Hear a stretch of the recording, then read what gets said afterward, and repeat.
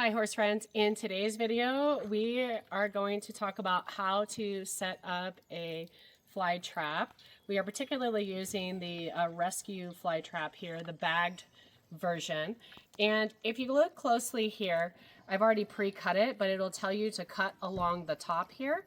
So at this point I'm just going to pull this piece off for intensive purposes of the video. And then you're going to pull this out. And if you look in here, you'll see that it creates a nice funnel in here. Now our next step is going to be to put water in here, and we're going to fill it up to this line. The fly attractant is already inside of the bag, so the water will start to dilute it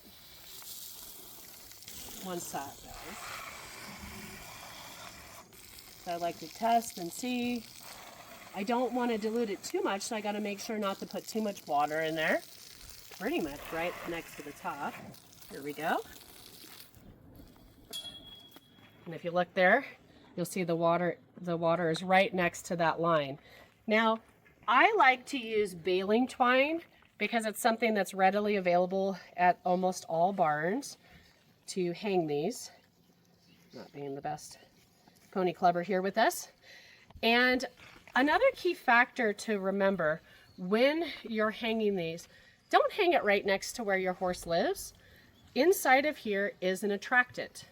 So I don't want to attract the flies to where my horse lives, but I do want to have it close enough that it does kill the flies in their area.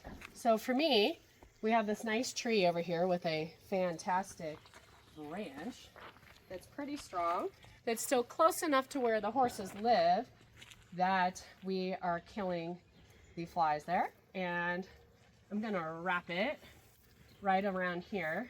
These are disposable, so I can just cut this off whenever they're done and the bag is full. And you will know when the bag is full. It will be absolutely loaded with flies. It will take about a few hours for this bag of attractant inside of here to dilute and for us to start seeing the flies accumulate. I am going to wrap this a little bit more because we get pretty heavy winds, and come through here one more time. And then when I get my scissors, I will come and cut the end of this off. So this is how I set up a fly trap at a horse barn. So thank you so much for joining us, and please feel free to drop some comments below and let us know if you do anything different.